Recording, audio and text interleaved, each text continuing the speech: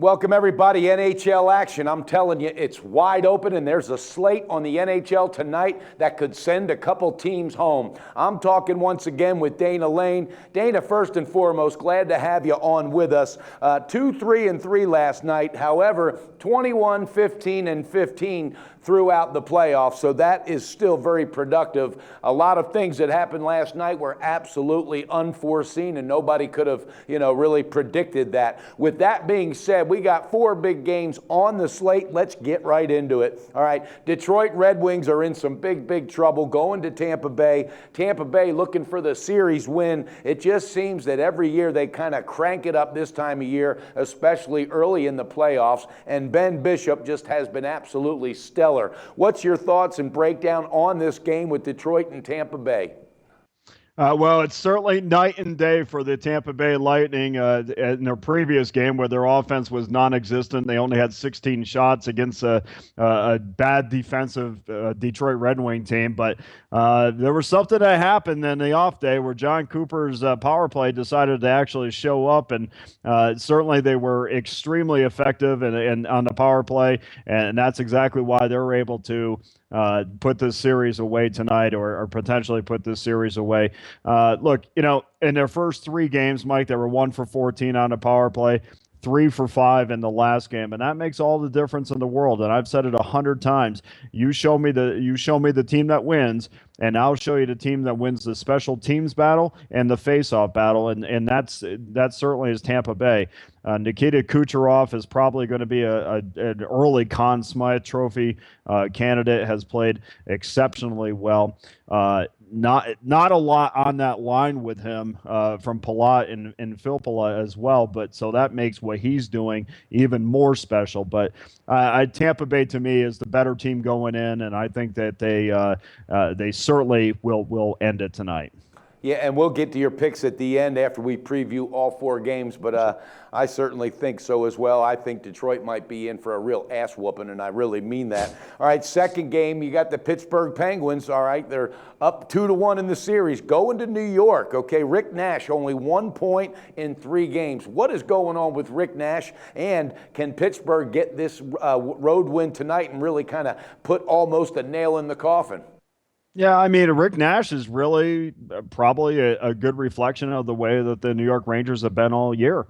I know he's had some injury problems, and unfortunately, Mike, we never really know the extent of these injuries until after the season when they go and have all these different surgeries for numerous things that we didn't know about because the NHL is good enough to only give us upper and lower body injuries. We have no idea what that potentially could mean, but the Rangers have been completely inconsistent all year. You have no idea what you were going to get from them night in, night out. I'm not a huge fan. At times, I question the decisions that Alain Vigneault has made. I just think this inconsistency is spilling into this postseason. The other night when Pittsburgh completely dominated the Rangers, a 31-17 shot advantage, and I thought the Rangers looked sloppy at times. 11 giveaways in a game is much too much for me to put my money behind. And it's amazing what Pittsburgh has done with 3 goaltenders, really, to put themselves in a position to go to the next round. And, if you want to contrast organizations, look at Pittsburgh with Murray and Zakhoff and Fleury as opposed to Montreal, who had no answer when Carey Price went out. So I think, the front office for the Penguins deserves a tremendous amount of kudos to put themselves in a position when Fleury went out to still have continued success. Yeah, and the Rangers, they're going to have to find a way to shut down, slow down, or stop this stout Penguins defense. And I don't know if they're up for the challenge. The Penguins are 4 for 13 on the power play in this series. And, I was reading some quotes, and Sidney Crosby said, we have an opportunity here tonight to really get the mental edge, and we need to seize that moment. So I think they're going to be on fire coming out tonight on the road. And again, you nailed it on the head with inconsistency is the most accurate accurate word to describe the Rangers this year. It's just absolutely been nothing short of a roller coaster ride. All right, Anaheim Ducks are taking on the Nashville Predators. All right, Nashville leading this series 2-1. Anaheim, though, is a great team on the road. All right, what is your thoughts on this? And can possibly Nashville just really shut this team down early and just kind of grab the momentum?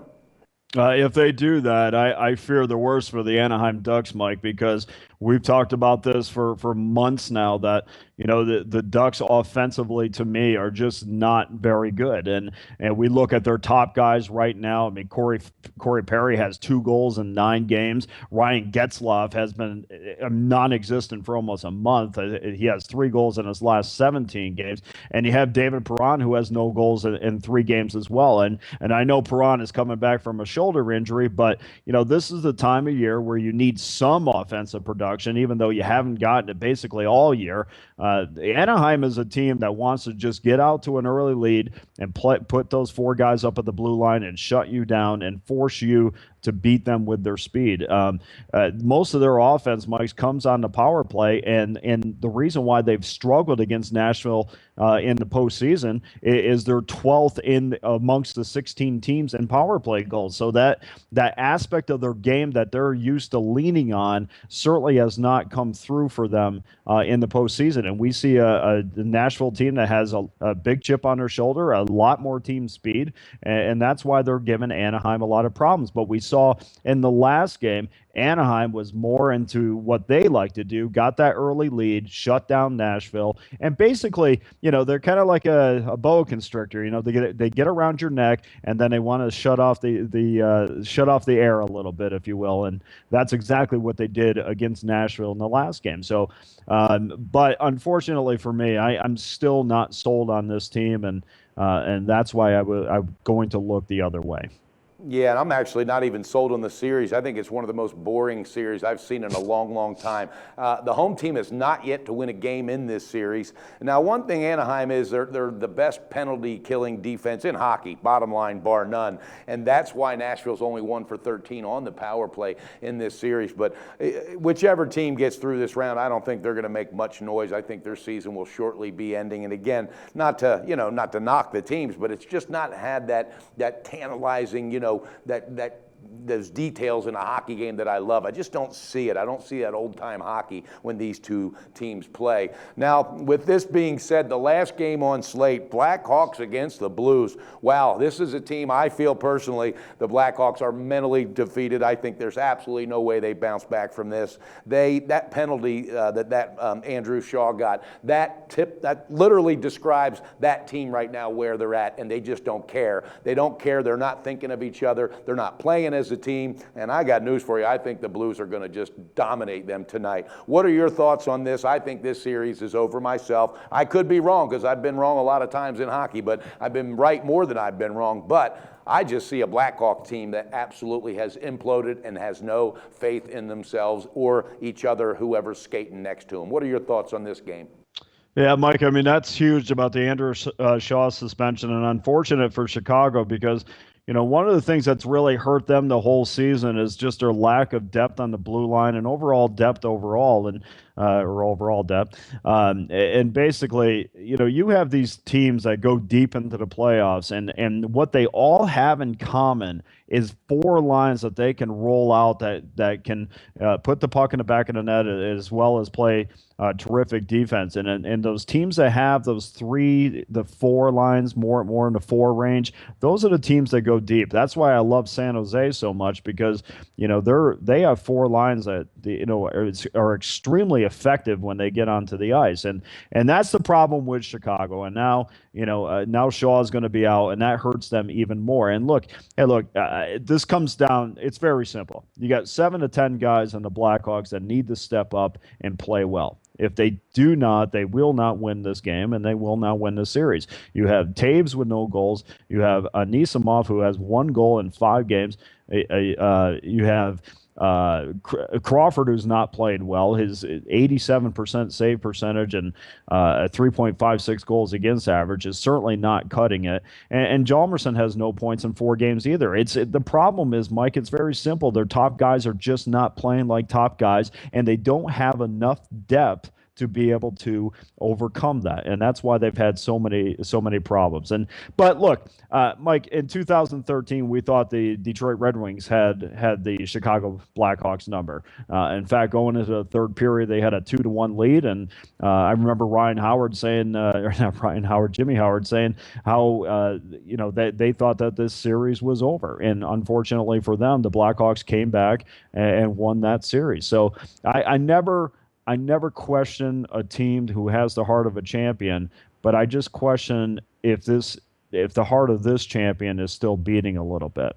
Yeah, and me also. And again, I'm not harping on them, but I see a team, and what I watched the last game, they looked unprepared. They looked unsure of themselves. And I just think that mentally has gone too deep to be repaired. You know, as Kansas had that song years ago, they're past the point of no return. I really believe that. But then again, that's why they play the game. And I would be remiss if I didn't mention that Elliott, the goalkeeper for the Blues, he has stopped 144 out of 151 shots in this series. All right, he has been absolutely stellar. I think the home crowd is going to be just outrageous tonight. I think it's going to get loud in that arena, and I look for the Blues to skate away with a victory, ready to move on to the next round. Okay, Dana, with that being said, we talked about all 4 games. If you will, give us your picks for the viewers out there and let them know where to cash that ticket tonight.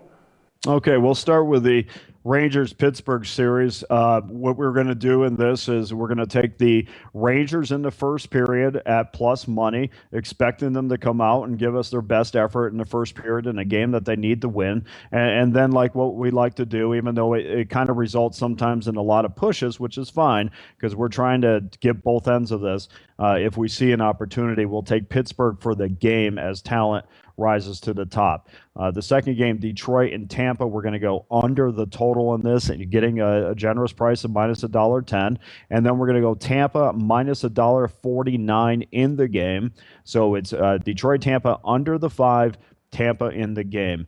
And Mike, I mean, I have to, I really want to get on the Nashville bandwagon, and I'm going to do that again tonight. Matter of fact, we're going to take Nashville in the first period at minus $1.05, and we're going to take Nashville for the game at minus $1.03. So we're all in on the Nashville Predators tonight, and we're also going to take in a Chicago-St. Louis game, we're going to take the under in this game. We think it's going to go back, revert to the way that these two teams usually play, and we're going to take the under minus 5 at minus $1.10, or at 5 minus $1.10. But we are going to take the Chicago Blackhawks in the first period at plus money, again thinking we're going to get their best effort. So it's Rangers first period, Pittsburgh for the game, Detroit, Tampa under, Tampa for the game, Nashville for the game and first period, Chicago, St. Louis under 5, and Chicago first period. Well, you heard it, viewers. There's Dana's picks for tonight. Again, 21, 15, and 15 thus far in the playoffs. So jump on top of that and absolutely beat your book. Dana, thanks so much for your insight, for your breakdown. I really enjoy the banner with you, and I'm looking forward to hockey getting closer to the Stanley Cup, finals, because I absolutely enjoy that time of year. And viewers, if you will, check out the Sports Picks page, and you got some really great articles from Dana in NHL along with his picks. And with that being said, hey, let's beat that book again tonight, Dana, and I'll talk to you again tomorrow.